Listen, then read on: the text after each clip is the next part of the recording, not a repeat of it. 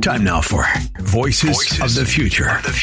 The show that amplifies the perspectives of the next generation of Republican leaders, young professionals, students, and policymakers who champion the values of limited government, free enterprise, and individual liberty.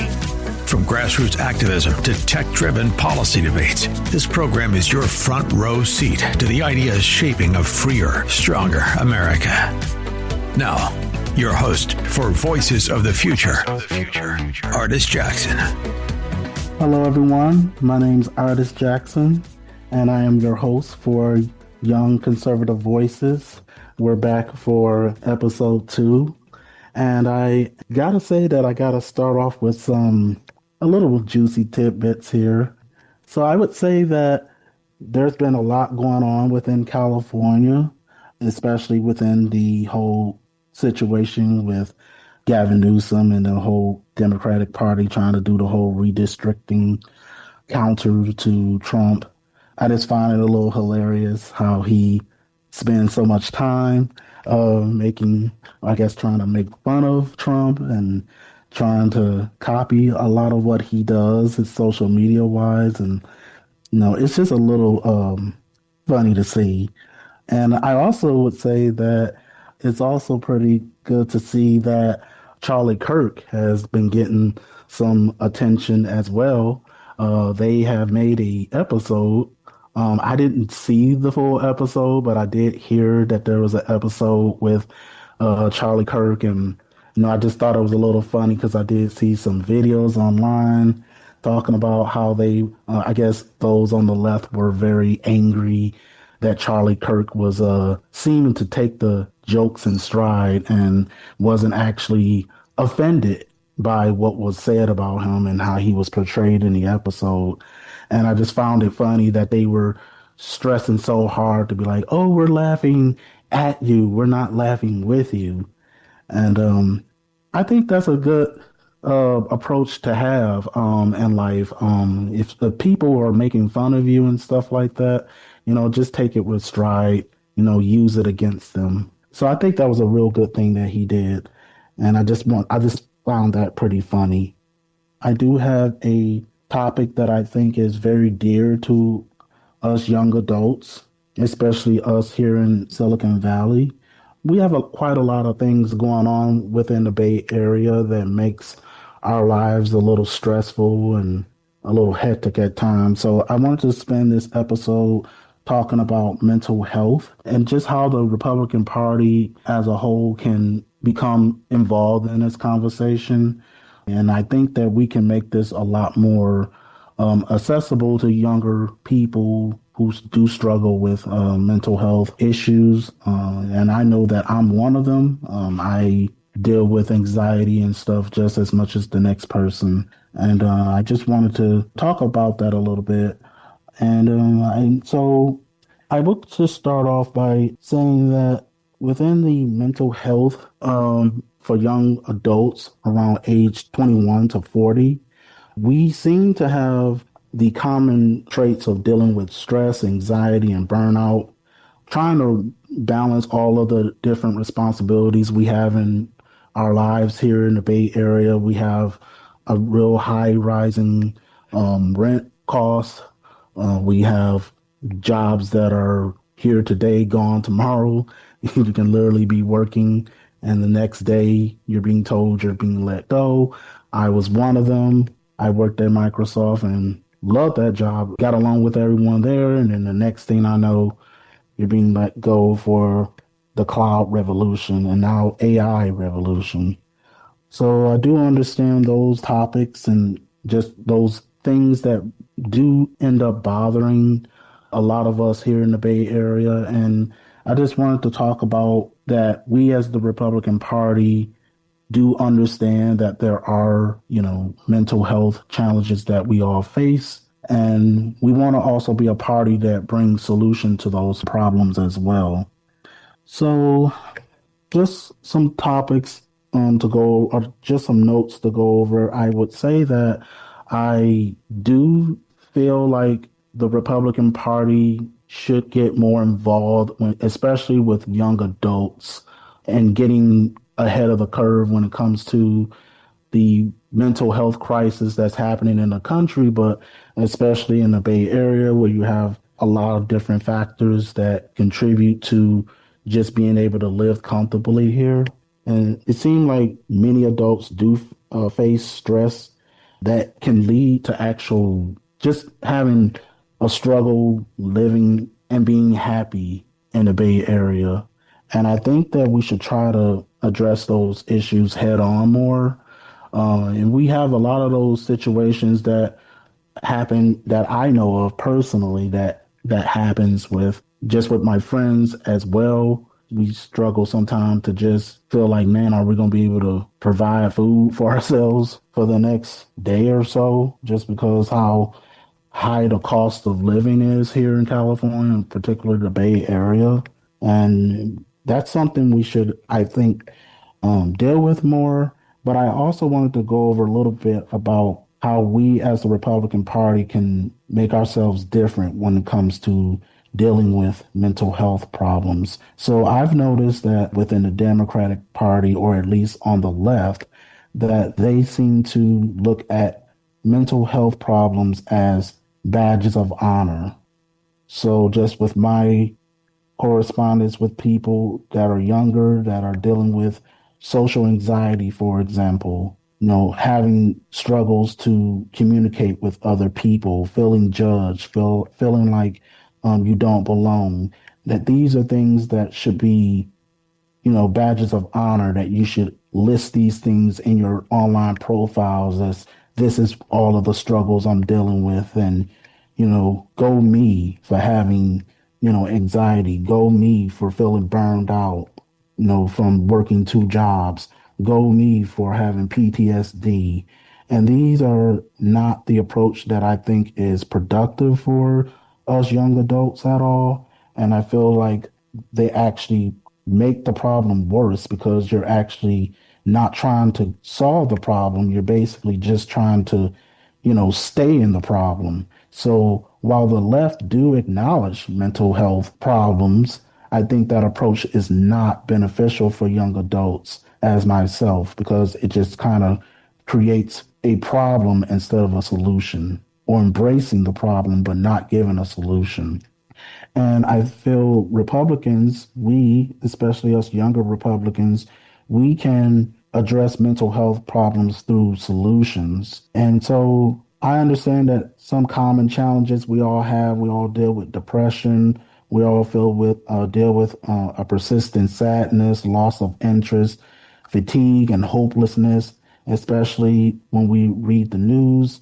In today's, world, it's not as closed off as it used to be. You turn on your phone and there's mass shootings you're hearing about. There's all kinds of wars and conflicts starting that just seem like the world is teetering into chaos. And it can make you kind of feel like just staying home and not wanting to really be going out in the world. It makes you feel less confident to actually talk to people or form relationships with people because it's like, what's the point? Everything is bad. And I also know that the burnout is something that I feel we should address as well. A lot of us do in the Bay Area either work one job that has a lot of long hours to it, or we're working two jobs. I know there are people that I meet that are working multiple jobs, and then some are even young parents as well. So they're dealing with the added stress of trying to raise a family, and then they still have to deal with the stresses at work. And then they also have to try to balance a personal life as well. And I can see that that's creating a mental burnout because you're feeling overwhelmed and it can cause people to shut down a lot. I also feel like this is a problem with us young people when it comes to relationships and family struggles, navigating dating, marriages, and parenting. And also we're in a culture where everyone breaks up a lot now. We're used to seeing celebrities get married and then the next day they're, divorced. And so it's become sort of like a thing that's common to see, but it does make it hard for us young people to make relationships with people if we don't feel like it's going to be long term and it's just going to be over with very shortly. So I do know that that's a problem as well. I also know that a lot of us young people, in particular the Bay Area as well, have to find ways of dealing with all of these stresses. And some of that can come in the form of substance use and coping mechanisms, relying on alcohol, smoking, and other habits. It can make it very stressful because you're feeling overloaded. You're dealing with all these things, and the only thing that may feel like it may give you some temporary relief is these drugs. But obviously, we know that these drugs and a lot of the drugs that's being accessible in the Bay Area does way more harm, not only to the mental, but the physical as well, than good. And so those are not good solutions to dealing with the stresses that we have in the Bay Area and abroad. Some key stress triggers obviously is trying to find jobs, moving up the corporate ladder, getting a good career off the ground, or feeling stuck in your career. Then there's the student loan situation, rent, mortgage, childcare. I myself is dealing with that because I just had a newborn son, and it can get very stressful when I have to deal with, oh my God, how am I going to, feed him? We're trying to give him the best milk solution, and this stuff can cost well over $40 per canister, and he can go through that within a week. And then on top of feeding us and paying all of our bills that we have from rent to keeping our phones on to gas, it really do feel like it's a lot. So I do understand. I am a living testament that I understand how these stressful factors can play a role in just making living life very difficult to enjoy. Not being able to living in the Bay Area. The Bay Area got a lot to offer. You got, some beaches in the area. There's some nice restaurants. There are nice places to go hang out. But just because of the burnout combined with all the stress factors that we deal with on a daily basis, it can be really hard to enjoy those. So those are things that we need to try to acknowledge as young people, but instead of just not only just acknowledging it, but also wanting to do something about it. And I feel like that's an approach that we as Republicans, especially younger Republicans, can do. I would say the signs you may need support is constant, if you're having constant exhaustion, difficulty managing daily tasks. If it's getting difficult for you to just have 5 minutes to just relax sometimes, if you're a gamer like myself and you're having a hard time being able to just play a video game session because you're dealing with all of these stress factors, all of this burnout, all of the responsibilities that come with, being part of a family and engaging in social relationships. If all of this stuff is becoming, so much that you can't even have a video game session, those are signs that we may actually need support and that we should actually try to acknowledge that there might be a mental struggle that we're dealing with. They're not always mental diseases or just straight up something's wrong with you. It could just mean that we're overloaded. And when you're mentally overloaded, it can affect other areas in your life.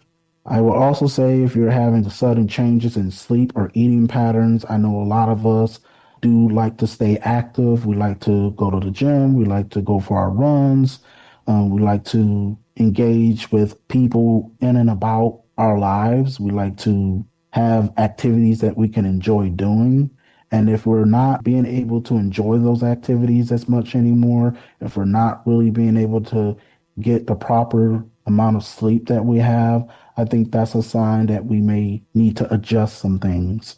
Also, eating patterns, if we're not being hydrated enough. I know I talk to a lot of people my age and younger, and they don't even realize that they haven't had any water at all today. And I'll be like, have you had any water or something like that? And they'll be like, I didn't even realize I didn't have a drink of water. I didn't eat, And I'm like, you need to eat. You need to get something to eat. You're going into the evening, you haven't had one meal yet. So that's a sign that, again, that shows that these things can be happening and you don't even realize it. And so I do try to make it a habit to remind people, hey, make sure you're eating, make sure you're sleeping at least 5 hours, at least make sure that you're staying hydrated, take care of the physical needs that you need to do in order to maintain a healthy mindset, to enjoy life better. Withdrawing from social circles and losing interest in hobbies is another sign that maybe some things need to be adjusted. I know a lot of us can become in a situation where we're withdrawing from people. We're finding social gatherings to be very terrifying. I know that can be something we can feel sometimes. If someone invites us at a work event, that can start making us, oh my God, they're going to see me outside of my normal work routine. They might judge me. They might, think I'm not as cool as a person as I am when I'm working. It could be a lot of things that lead to us overthinking things and we start withdrawing from people. So I would say that's something like if you're finding yourself not really engaging with people as much anymore, or you're having friends that you haven't talked to in months. I know there are people that be like, oh, I haven't talked to a person that we're best friends and I haven't talked to them in 6 months. And I'm like, do you know if they're even alive at this point? Like, I just think it's something that we should be mindful of, that we should try to keep those, especially close relationships. We should try to keep good connections with people that we care about and that care about us. How mental health impacts our life, it obviously messes with career and productivity. It messes with relationships, physical health, and personal growth. And that's where I try to say, like, that's where you should try to look at the mental health challenges as something to solve, as a growth, rather than something that's just an obstacle to keep you back. Don't just use it as something like, hey, I have these issues and that's just who I am. People just got to accept it. There's always opportunities that we can turn a struggle into an opportunity to grow and overcome it. Some practical strategies we can use as young people for better mental health can be obviously prioritizing sleep, quality sleep. A good range of sleep is 7 to 9 hours. Having a well balanced diet, nutritious meals, staying hydrated. As I said earlier, we should be moving our bodies at least 10 to 20 minutes a day. We should try to limit screen time and take regular breaks from social media. I know that one is a particular hard one for us young people. We like staying in the know. We like knowing what's going on with the people in our lives and what they're posting and influencers that we're following. But that stuff can become overwhelming if that takes up too much of our time. And TikTok is a good example of that. I know people who say they spent hours watching TikTok videos and they don't even realize that multiple hours have went by and they've not looked up from their screen at all. We should also manage stress proactively. We should try to practice mindfulness, meditation, or deep breathing. For me, a personal solution that helps me a lot is prayer, reading my Bible, going to church. These are things that affect not only my mind, but heal my spirit as well. But everyone has a different technique that might help them. And we should all try to find what those things are, set some time aside to take time for ourselves and find a technique that works and go for it.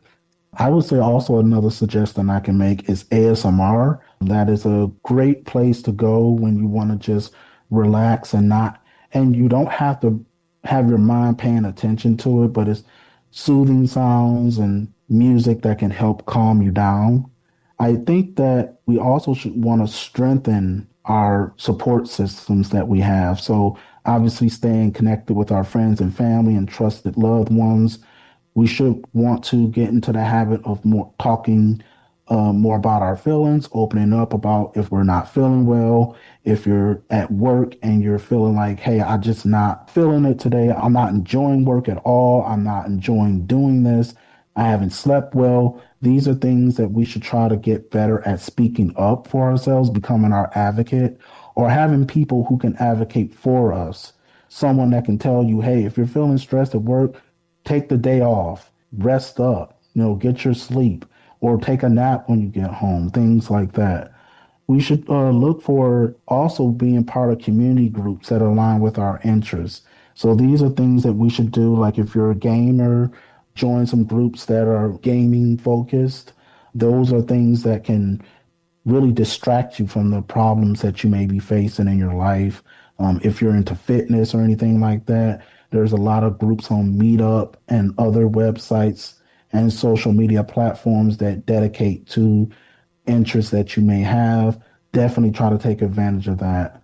I would also say for when you need to probably seek professional help when you're dealing with things that are probably at risk, that are life threatening, or if you're feeling like all the things I did has not worked, it's nothing wrong with trying for therapy or counseling. These provide tools to help us manage our stress, and there are people that we can talk to that will not judge us if we're not comfortable talking to the people around us. And also, we should take advantage of workplace employee assistance programs. If you have those at your jobs, take advantage of those. A lot of these jobs in the Bay Area do offer these programs. A lot of them are free or very low cost. They provide things from online therapy to therapy or counseling. We should definitely be trying to take advantage of those. And of course, if you're having a more serious situation where you're feeling suicidal or you're feeling like you don't want to live, if you're having thoughts like that, you should take advantage of hotlines, suicide hotlines, or online chat services. They're usually available 24/7. Some helpful resources that us young people should get familiar with is the suicide crisis line in the U.S. It is free. It is 24/7 operated. It's the 988 Suicide and Crisis Lifeline. There's also the National Alliance on Mental Health Illness, mentalhealth.gov. These are just some of the places we can go when we're feeling completely overwhelmed and things are feeling out of our control and we're just like, I can't take it anymore. I would say some key takeaways are definitely getting better at openly discussing if we're not feeling well. We should definitely get better at that. We should also try to build better relationships, get rid of relationships that are not beneficial for us. Don't be afraid to say no for things that make you uncomfortable as well. And keep people close to you that have your best interests at heart. If we use these more better and we become more comfortable about talking about the struggles that we have, but also get more comfortable with the solutions to resolving them and not just being content with them, I think we will have a better outcome when it comes to the mental health struggles in the Bay Area. And I know for a fact because I tried some of these solutions and they've been pretty helpful for me. I also would like to just briefly talk about places you can go if you're wanting to connect with us as the Republican Party. We do have a young Republican Party that we meet on a regular basis. We try to talk about different problems that's happening within the Bay Area, but we also try to come up with solutions to them as well. It's a good way to hang out with other people that may have your views and people around your age as well. And before I end my show today, I wanted to take 30 seconds to give you a quick highlight for a historical fact. I want to try to do these every week on my show. I think it's very helpful. We can learn a lot from history. And I would say today's fact is pretty interesting. I didn't actually fully know about this because we always hear about the founder being Abraham Lincoln, but apparently the Republican Party was founded in 1854 by anti-slavery activists and modernizers. The first presidential candidate was actually John C. Fremont in 1856, so I didn't actually know that. The first Republican to win the presidency obviously was Abraham Lincoln. He's become kind of the face of founding a Republican Party. But since we're a young Republican group, I just found that interesting to talk about. And my name's Artist Jackson again, and I look forward to seeing you all again next week. You've been listening to Voices of the Future with Artist Jackson, a presentation of the Silicon Valley Young Republicans. For comments and suggestions or to get involved, email svyr.gop@gmail.com. That's SVYR.GOP@gmail.com.